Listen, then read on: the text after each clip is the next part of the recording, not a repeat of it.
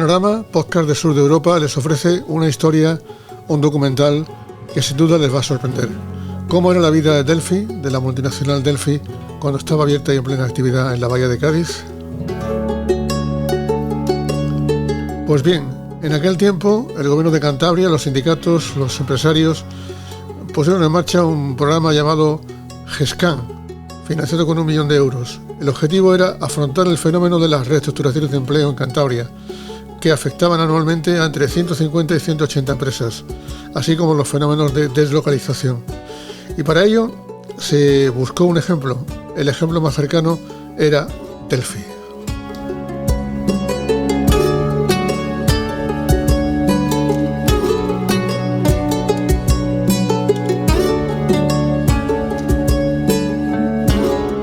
La Unión Europea, el gobierno de Cantabria financiaron el proyecto y la historia afectó a sectores como el textil, el sidero metalúrgico, el de automoción, Delphi en este caso, y el comercio minorista. En este punto, este es el documental que hizo GESCAN. Agradecemos a Antonio Pina que nos lo haya cedido y nos permite ver cómo era la mayor multinacional afectada por una deslocalización, por una regulación de empleo salvaje que dejó en la calle a 2.000 personas.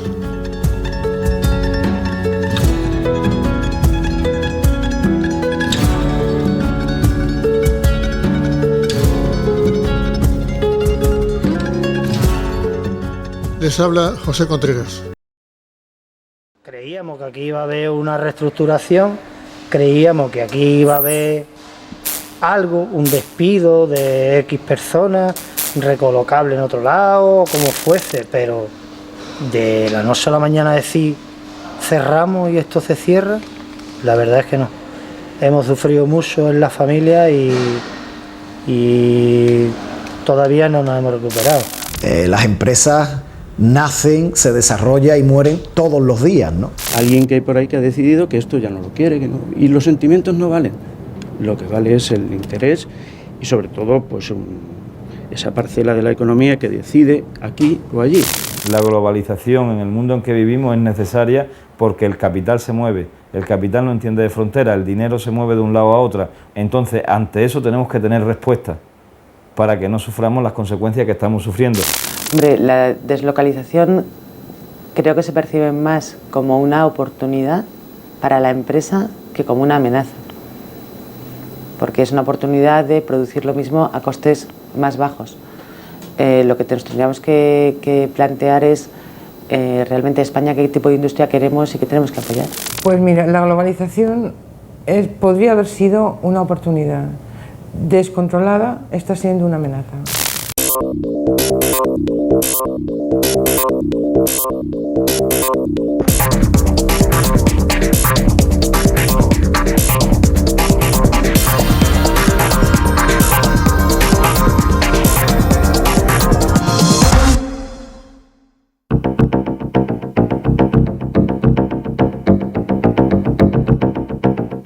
Desde mediados del siglo XX, en el mundo se vienen produciendo avances vertiginosos en el área de las comunicaciones y las nuevas tecnologías que influyen de forma sustancial en los modos de vida, de trabajo y de ocio de las personas. De resultas de estos cambios, surgen fenómenos como la globalización o los movimientos de capital, configurando un nuevo escenario mundial que afecta principalmente al ámbito empresarial. Para adaptarse a este entorno competitivo, las empresas utilizan distintas fórmulas que pueden conllevar reajustes de plantilla, modificaciones de las condiciones de trabajo, fusiones, deslocalizaciones, externalización de servicios o reestructuraciones de personal. Estas estrategias tienen una alta repercusión social por sus indudables efectos sobre el ámbito territorial y económico allí donde la crisis se produce. Por una parte, estos procesos de cambio suponen la creación y el desarrollo de nuevas actividades económicas. Por otra, al contrario, influyen en el debilitamiento del tejido industrial, del empleo, de las condiciones laborales y de la economía de los territorios afectados, lo que a la larga implica la reducción e incluso la desaparición de otras actividades ya existentes y de los puestos de trabajo asociados a ellas.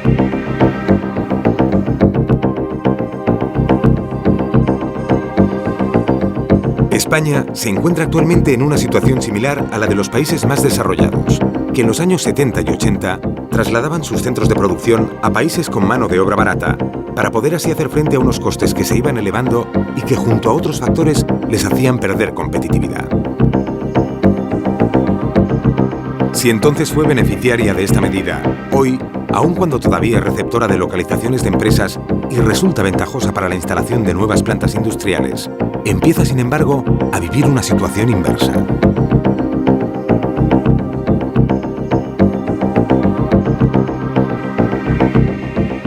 El presente documental trata de presentar esta realidad a través de un caso concreto, ejemplo de muchos otros, en el que se observa el papel de los distintos agentes que intervienen y las fases por las que suelen discurrir estos procesos.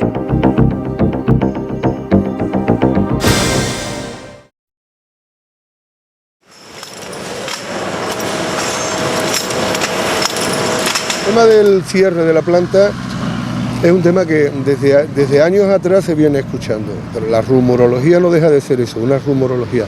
Pero el día que se produce el tema nos coge a todos por sorpresa. Yo escuchaba rumores por mi situación profesional aquí, yo era conocedor de que había maniobras de que al final esto iba a morir, pues yo veía que los productos no entraban, evidentemente cualquier persona que tenga conocimiento de un poco de cómo funciona la estructura se ve que vamos a morir. Claro, nadie se lo quiere creer, pero cuando se da la orden del cierre ya ves que estás indefenso. Nosotros la situación del cierre, bueno, siempre ha planeado sobre nuestra cabeza desde hace ya unos cuantos años, pero nunca llegamos a pensar de que efectivamente lo iban a materializar de la manera que lo han hecho. Pese a que determinados comportamientos y actuaciones empresariales pueden hacer intuir que algo está a punto de suceder, la confirmación llega cuando la empresa comunica oficialmente a los representantes de los trabajadores qué medidas piensa adoptar. En esta planta, el comunicado del cierre llegó a través de un fax enviado desde la matriz localizada a miles de kilómetros de distancia. El principal desacuerdo que hemos podido tener con Delphi ha sido en cómo ha planteado la cuestión. Nos pareció absolutamente reprobable desde el primer momento que una decisión de esta envergadura se materialice mediante una carta a los trabajadores diciendo que estaban en la calle, en definitiva que la empresa cerraba, y además en inglés. La empresa ha dado básicamente tres causas. La primera, las pérdidas económicas acumuladas en los 5 últimos años. Ha estado hablando también del coste, la estructura de coste, que según ellos no es competitiva. Y la tercera es que, bueno, ya hace tiempo Delphi clasificó los productos que fabricamos aquí en Puerto Real como no estratégicos para ellos. Esta noticia, que conlleva la desaparición de decenas, centenares, incluso de todos los puestos de trabajo de una empresa, tiene en cualquier plantilla un impacto emocional de consecuencias imprevisibles. Un alto porcentaje de las personas trabajadoras afectadas por estos procesos ha desarrollado toda su vida laboral en la misma empresa. Los amigos, sus mejores y peores momentos, la mayoría de las vivencias están ineludiblemente asociadas al entorno laboral. Las horas más valiosas han sido entregadas a cambio de un salario y para muchos, los compañeros forman parte de su vida cotidiana. 25 años es muy difícil de resumir en 2 palabras y con 2 adjetivos, pero sí, claro que son mis amigos. Y nos hemos ido a comer y hemos pasado muchas dificultades juntos y hemos disfrutado mucho juntos. O sea, hemos convivido aquí, en la calle, en fin, son tantas vivencias que posiblemente ya se parten y se rompan y cada uno tire por un sitio y no nos volvamos a ver. Y eso duele mucho. Una vez notificado el cierre, la empresa normalmente no hará nuevas comunicaciones ni anuncios que justifiquen su decisión. Se abre entonces un periodo de silencioso impasse en el que la plantilla, entre la indignación y la incertidumbre, comienza a percatarse de las drásticas consecuencias que el cierre puede acarrear. Las movilizaciones comienzan.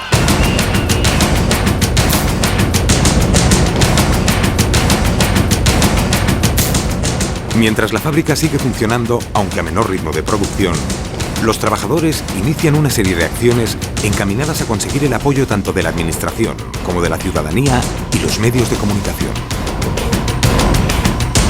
Ayuntamientos, vecindad, comerciantes y otros sectores sociales, ante la sensación de impotencia, reaccionan temiendo las consecuencias indirectas que el cierre puede producir en la comarca.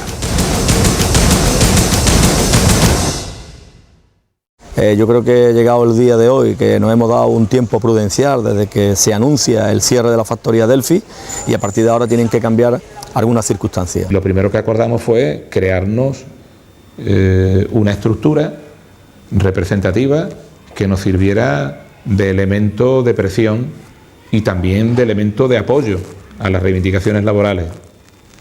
Bueno, en esa estructura estamos los 13 alcaldes y alcaldesas. En Andalucía, en el conjunto del Estado, desde luego en Andalucía, cualquier empresa que exista, puede dejar de estar. Estamos en una sociedad donde el libre mercado, el establecimiento de las empresas es algo sustancial a nuestro sistema, ¿no? Pero para dejar de estar hay que observar el cumplimiento adecuado y estricto de los preceptos legales. Cuando pasa una cosa de esta, pues entonces nos afecta a todo el mundo. A mí porque me puede afectar, ¿me entiendo? No, a la vecina porque es su vecina, a la otra porque es su madre, ¿me entiendo? No, entonces somos una piña. Aquí nos afecta a todo, ya no es solo el negocio, sino que nos afecta a todo.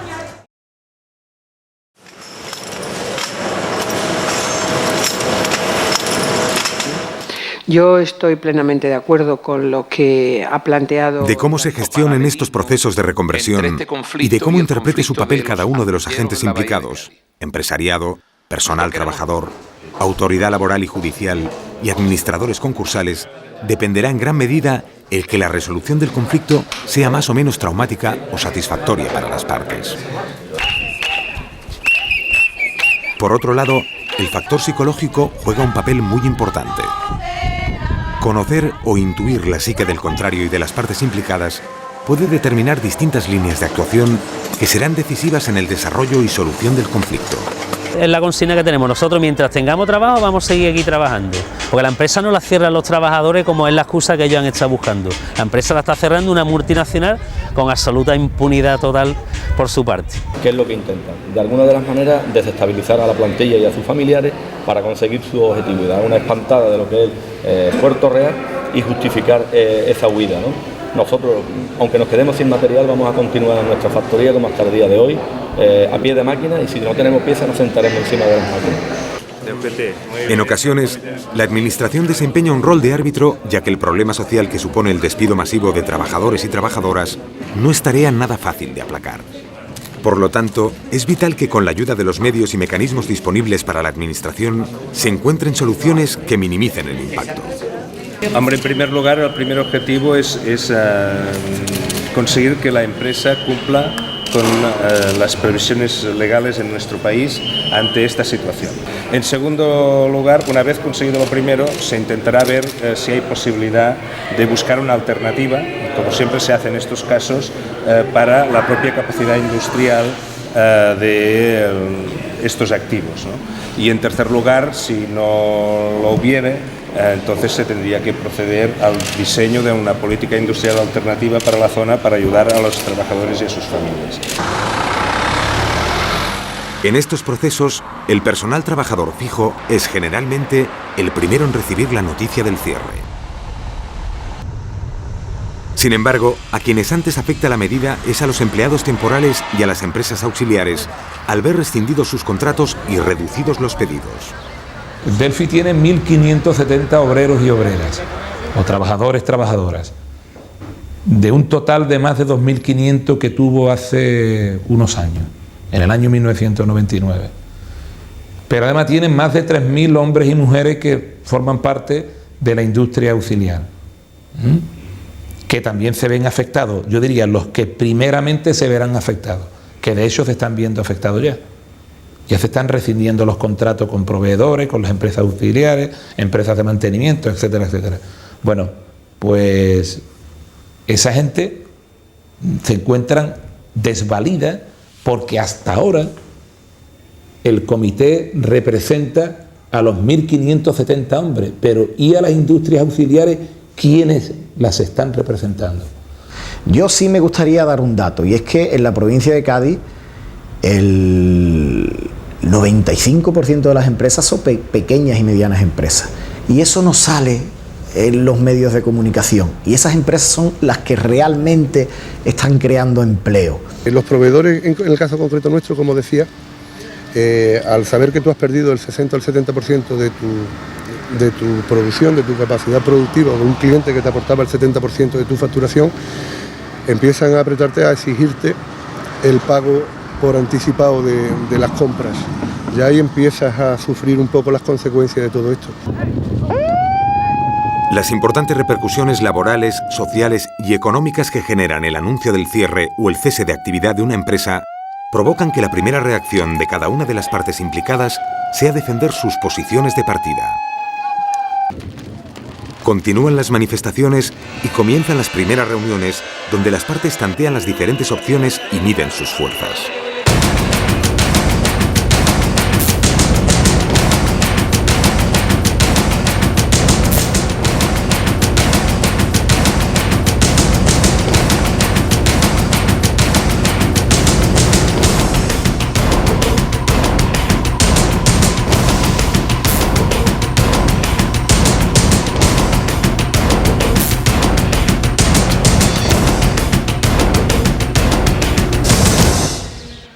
Aceptamos el no sentarnos en una mesa precisamente con lo que es la cuestión del cierre de nuestra factoría, y ese es el tiempo que tenemos que darle a la administración para que esté buscando si es posible una salida al conflicto Delphi, bien sea con la propia compañía que la obligue a retomar y a conducir su actividad industrial, o bien buscando una alternativa que podría ser un nuevo comprador para la compañía Delphi. Pues estamos buscando primero que no se vaya más industria de la provincia, que la provincia de Cádiz es una provincia muy desindustrializada, muy dependiente del sector servicios, y no solo que no se vayan, sino que la administración se entere una vez por todas de que hace falta de verdad invertir en grandes empresas, en grandes industrias, que saquen ya de esta provincia de su desarrollo que estamos metidos.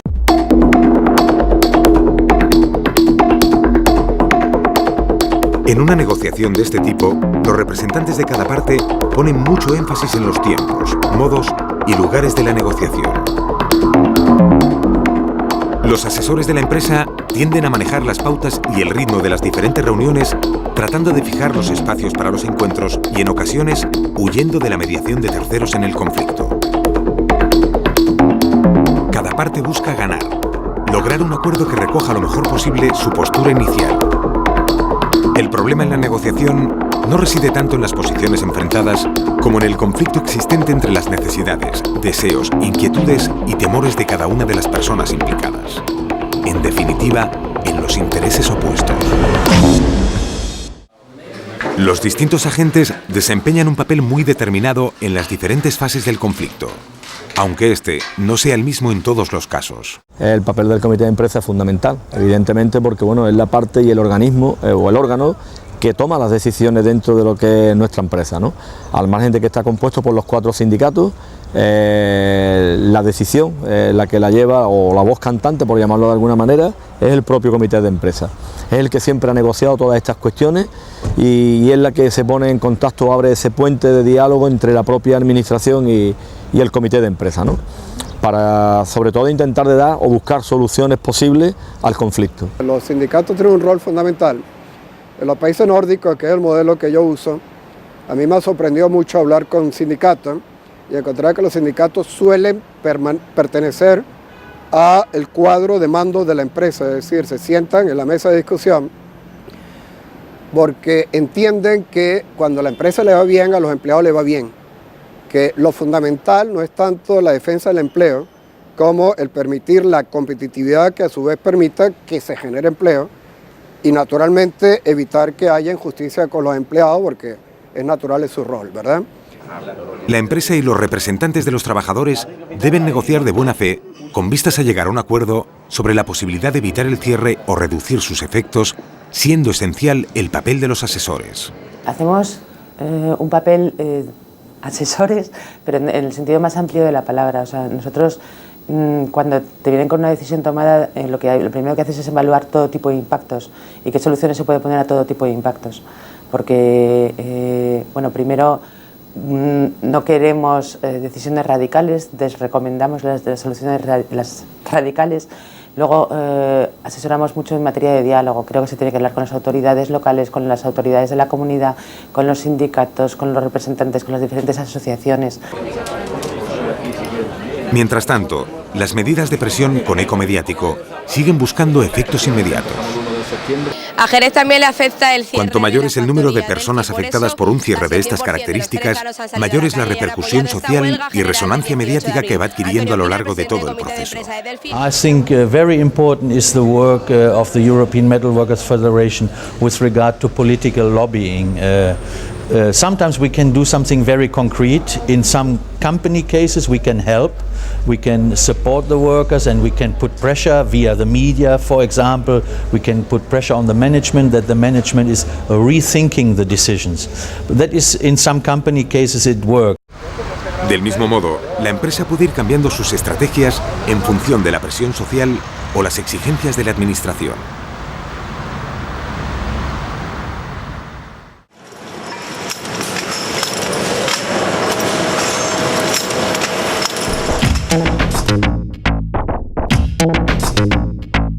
La decisión empresarial del cierre puede adoptarse bajo diferentes fórmulas que determinarán el órgano, autoridad laboral o judicial competente para tramitar el despido.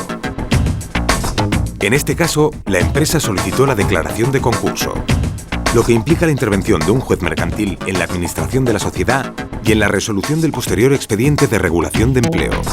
Los puntos que siempre han supuesto para nosotros más complicación es precisamente el hecho de que nos hemos movido y nos seguimos moviendo todavía en un ámbito judicial. Es una juez, en este caso, la que tiene que tomar las decisiones y es un ámbito que lógicamente no es controlable por la administración, ni es controlable por los sindicatos, ni tampoco por los trabajadores. En el ámbito precisamente que eligió la empresa porque, insisto, como comentaba anteriormente, pues seguramente se sentían más cómodos. Una vez admitido a trámite el expediente la ley concursal, nos presentan al poco tiempo lo que es un expediente de regulación de empleo, ¿no?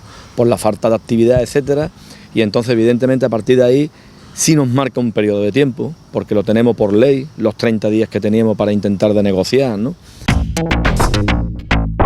Aun cuando no todos los expedientes de regulación de empleo son traumáticos para el personal trabajador y muchos son acordados entre empresas y sindicatos, la realidad es que casi siempre implican un alto grado de incertidumbre, sobre todo en su primera fase. La solicitud de un expediente de regulación de empleo lleva implícita obligatoriamente para empresas de más de 50 personas la presentación de un plan social. Aunque no existe regulación sobre cuál debe ser el contenido mínimo de estos planes, en ellos pueden incluirse medidas de jubilación anticipada y prejubilación, fórmulas de recolocación en la misma u otras empresas, modificaciones de los contratos, de los convenios y de la jornada, traslados o cualesquiera otras medidas que tiendan a reducir su impacto. Con la Ley de Igualdad, el plan social debería contemplar incluso medidas específicas hacia las mujeres trabajadoras afectadas, puesto que en muchas ocasiones suelen encontrar más dificultades para conseguir su reinserción laboral. El plan social que obliga a realizar el artículo 51, una empresa de más de 50 trabajadores tiene que hacer un plan social. ¿Qué se le va a ofrecer como alternativas a los trabajadores? Y ahora, impacto de género, informe de impacto de género. ¿Cómo va a afectar esas soluciones que se aportan por el plan social de forma distinta a hombres y mujeres? ¿Qué soluciones distintas se les va a poder dar a las mujeres y a los hombres en función de su situación social, cultural, económica? Si podemos tener alguna forma de encauzar y de ayudar a las personas a encontrar el nuevo trabajo o a encontrar posibilidades dentro de ellos que a lo mejor no se les había ocurrido que tenían profesionales, pues sí que es bueno ayudar. Y en cuanto a quién tiene que ayudar, si son las empresas o... Yo creo que es todos. O sea, esto es un tema social y al ser un tema social, la empresa podrá hacer lo que pueda hacer, pero también tiene que ser la administración, tienen que ser los sindicatos, tienen que ser todos.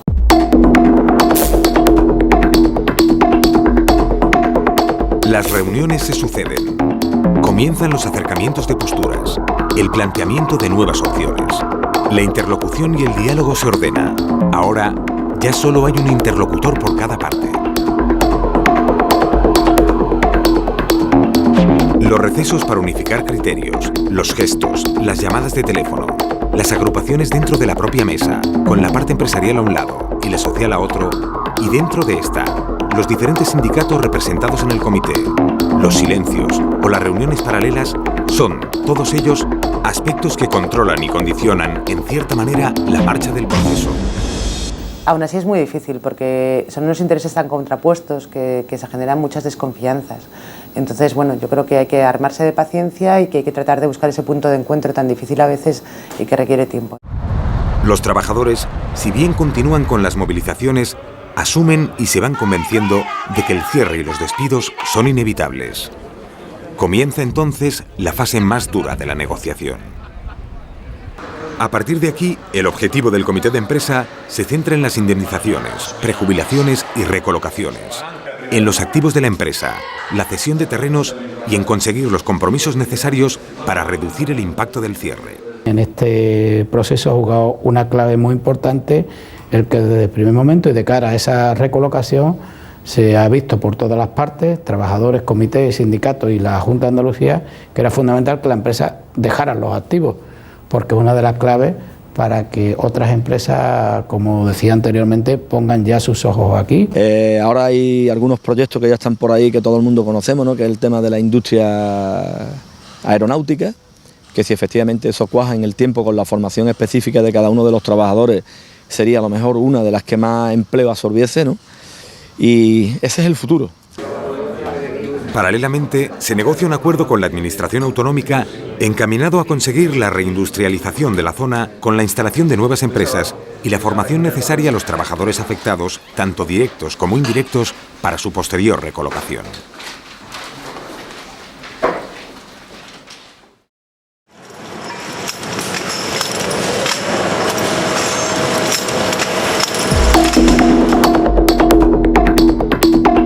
El poder de cada parte o su necesidad de lograr el acuerdo, el grado de compatibilidad entre sus metas, las características personales de los negociadores, el tiempo y la presión que éste ejerza para alcanzar el acuerdo, los silencios o las pausas vacías, son todos factores que influyen decisivamente en el proceso de negociación y en la forma de llegar al acuerdo final. Entramos en aquella negociación entrábamos a las 12 y creo que salíamos el día 5 a las 3:30 de la tarde, creo que fueron 27 horas de reunión ininterrumpida, ¿no? Y allí fue donde arrancamos a aquel acuerdo, en donde habían dos. Uno, que era el documento que teníamos con la Junta de Andalucía, en donde por fin aquellos anuncios, diríamos, de lo que era campaña electoral, se plasman en un documento, se comprometen efectivamente a dar esta salida con los sindicatos, sobre todo de empleo digno y formación a todos los trabajadores. Ese era para nosotros el más importante y el que había que firmar. Y detrás, el de la compañía Delphi. En el principio ya comentaba de que había una serie de discrepancias en lo que respecta un poco a la presión, ¿no? Que entendíamos que tenía que ser un poco más fuerte, pero con el día a día pues hemos ido llegando a acuerdos. Siempre donde hay 4 sindicatos es muy difícil de llegar a acuerdos. Ya de hecho es de reseñar que, según hemos estado consultando, no solo uso, sino Comisión Obrera, hablamos el otro día, un acuerdo donde hayan firmado 4 sindicatos y haya habido unidad sindical en España no se ha dado nunca. Es un ejemplo a seguir, yo creo, porque en una lucha contra una multinacional, si no hay unión, la verdad es que no hay fuerza, ¿no? Un expediente de regulación de empleo sin el acuerdo de los representantes de los trabajadores no es posible. Desde mi punto de vista, es prácticamente pues muy difícil y sobre todo muy traumático y muy desagradable. Entonces, si puedes manejar la situación antes, primero evitar el cierre, porque nadie quiere cerrar. O sea, ni la propia dirección que está aquí manejando es el primer afectado, o sea, nadie quiere cerrar. Y entonces, buscar soluciones alternativas y ser creativos y ser flexibles y dentro de los marcos de la legalidad y la sensatez. Esta es la solución perfecta. El alcanzar un acuerdo final demuestra sensatez. Esta última etapa del proceso puede provocar cierta euforia que inevitablemente deja paso a una sensación agridulce después de innumerables reuniones en las que la resistencia física y psicológica llegan al límite. Si bien las partes implicadas han conseguido el acuerdo, este no se considera válido hasta no ser refrendado por el personal trabajador en asamblea. El momento más agrio fue evidentemente cuando tú ese preacuerdo en la mesa con la Junta de Andalucía y con la empresa lo tienes que firmar, ¿no? O sea, tú estás tomando una decisión en donde tú tienes que responder a muchísimas familias que están detrás tuyas, en donde muchos no tienen nada más que un solo recurso, que es el económico que tienen aquí, y evidentemente tú eso lo tenías que garantizar. Ha sido la capacidad negociadora de las partes, el esfuerzo político concretado en el compromiso de las autoridades, tanto regionales como nacionales, y el liderazgo discreto y prudente de las organizaciones sindicales, los factores que han contribuido decisivamente al resultado final.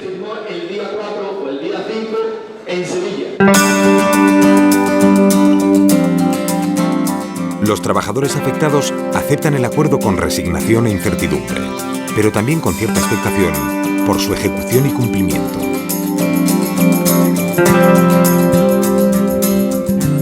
Para ellos, se abre a partir de ahora una etapa en la que tendrán que asumir su nueva situación.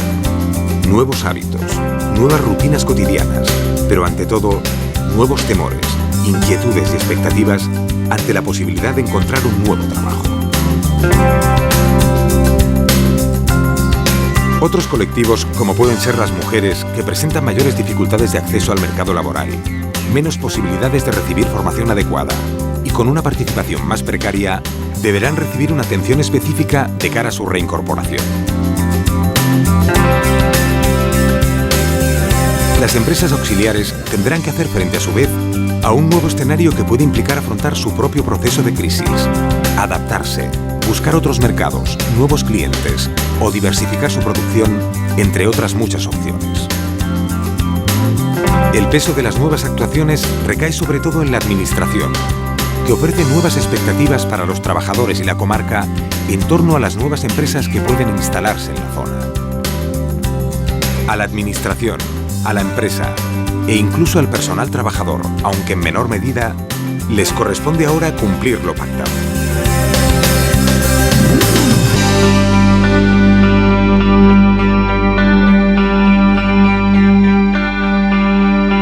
El acuerdo también deja en el aire algunos interrogantes y mucha incertidumbre, que es interpretada de diferente manera por cada uno de los protagonistas. Para mí sería una oportunidad reciclarme. Hay veces, yo te soy honesto, yo ya estoy cansado del sector del automóvil, una presión brutal, porque al final fíjate la recompensa que hay. Están metidos en una vorágine, al final todos son luchas por precio, por timing, por reducción de costes, y al final la empresa cierra y yo la única motivación que encuentro es contra otro sector, y digamos, sería ideal el sector automotivo, que es algo novedoso y que realmente para un profesional pues es interesante pues pegar un cambio de vez en cuando.